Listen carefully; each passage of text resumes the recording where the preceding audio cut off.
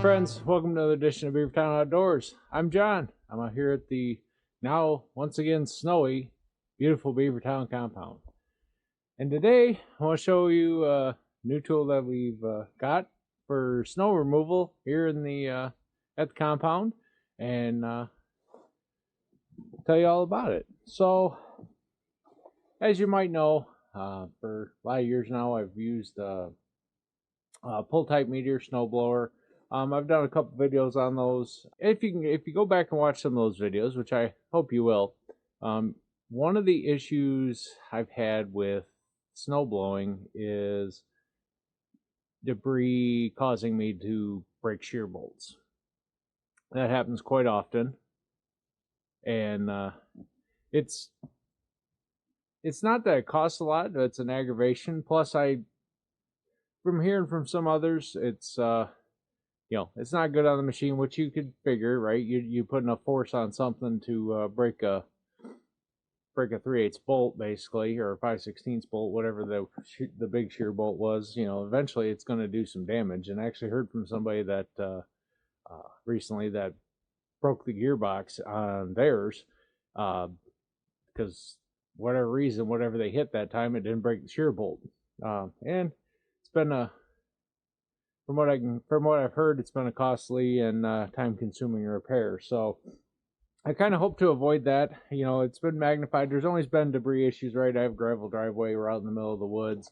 Things drop. You hit them and whatnot. But ever since I've really upped and expanded the wood yard, basically it seems like every time I'd run the snowblower, I was hitting something that would break the shear pin. So what I was looking for was a not mechanized option that would work on the tractor.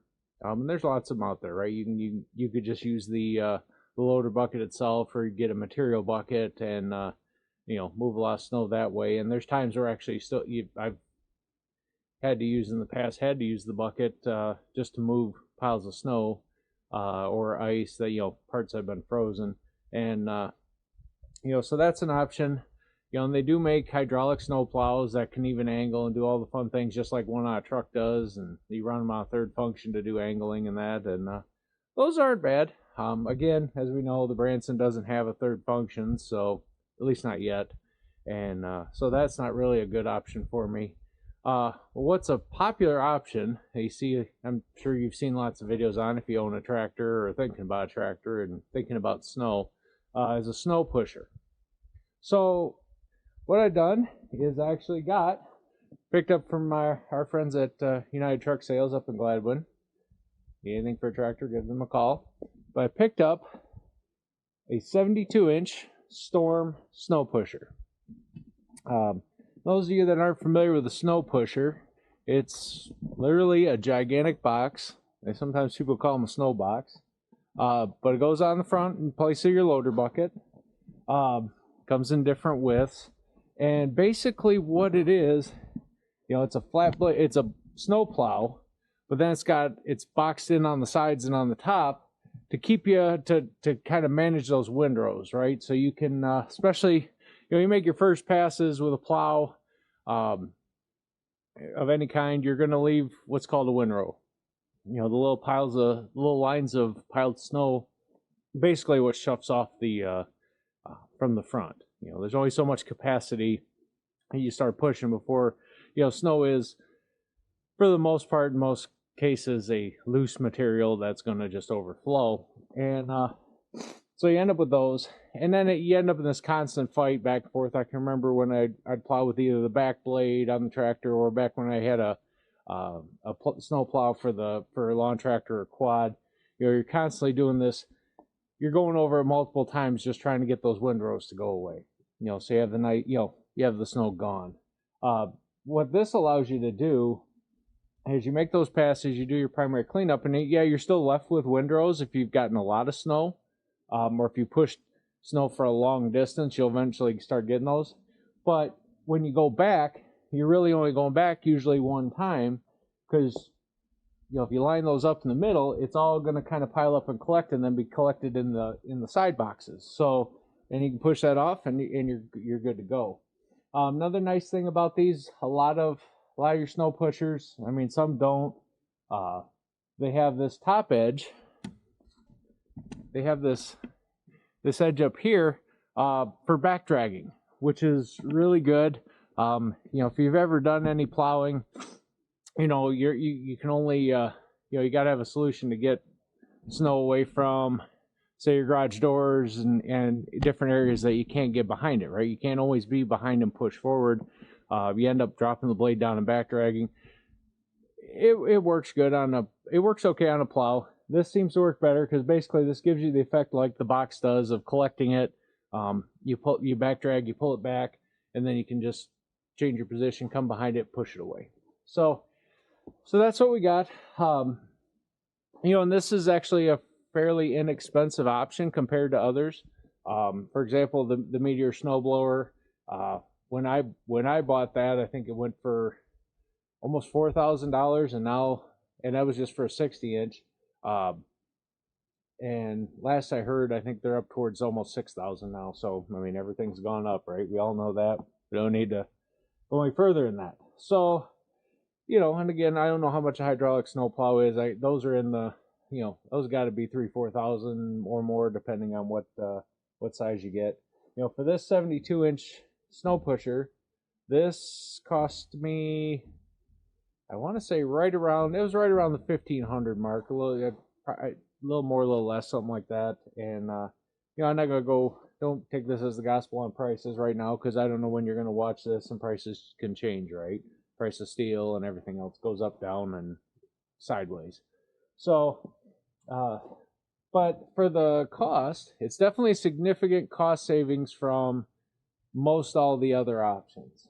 And I've used this before. Actually, I've had this, you can see this doesn't look brand shiny new. I have used this in the last snowfall we did, partially because it's as I found, it's different than using a normal snowplow, definitely different than doing the snowblower, and you just got to kind of get used to it. I think I've done pretty well getting used to it now, so I'm at a point ready to show you. We've got as you can see, we had yesterday a couple inches of snow. For once, the weather people, the weather guessers weren't lying.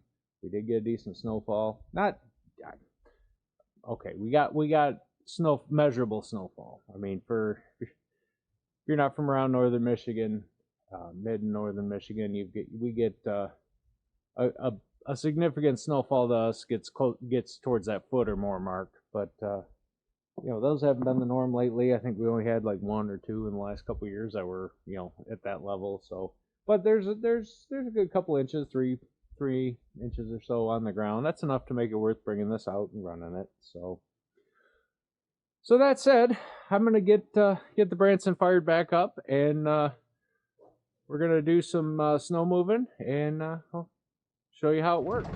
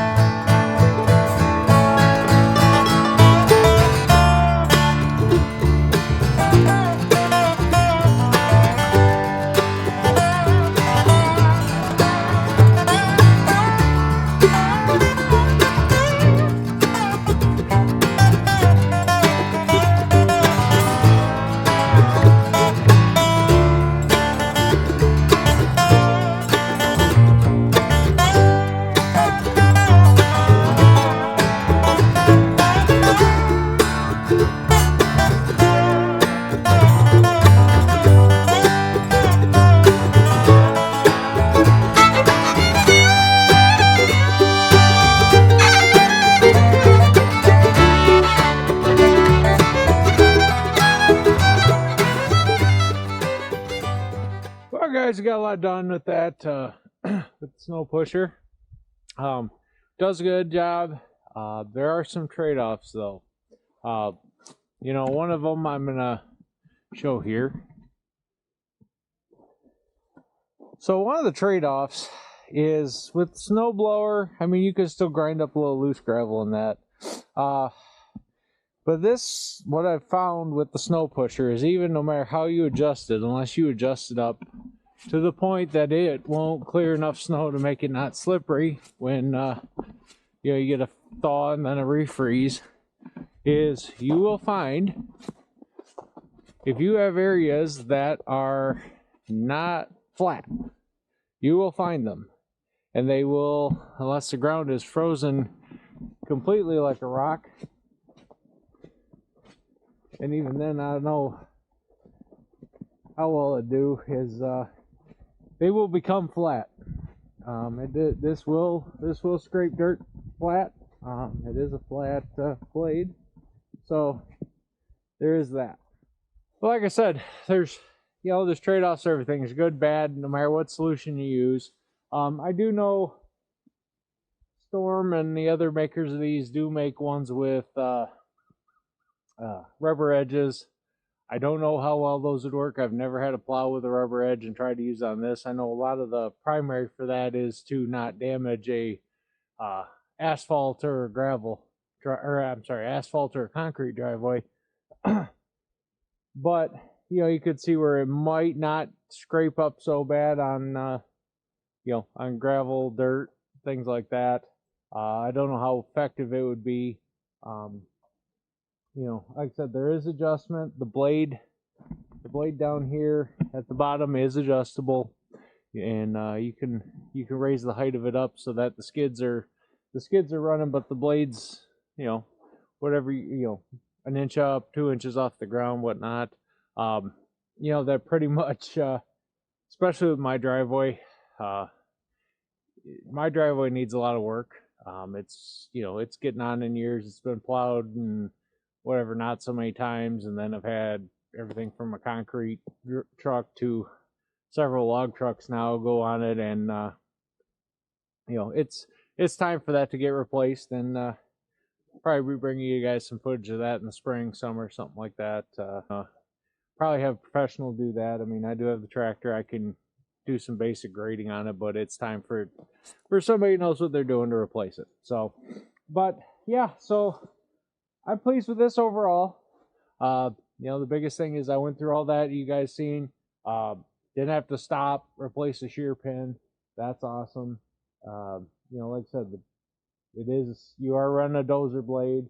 There's times, you got to be mindful of, you're really digging, and you start to, especially with, I have R4 tires on this. If you're not familiar, that's the industrial type tire, and they're meant to be the jack of all trades, but they are definitely a master of none. Their traction is okay, but if you notice, in a couple of spots I had to actually lift up and take kind of stop pushing so much just to get the even the front tires in 4-wheel drive to bite, because I was basically pushing them along and the tires are running sideways. And one, that's probably not good for the front end, and two, I don't like not having steering control. So, with the snowblower, that wasn't an issue. With this, it is. Back blade, that's not an issue. Back blade has its good and bad as well. One of the other things with this, where it's different than plowing, with a plow you can angle it, right? So you're plowing, but you're shooting off to the side.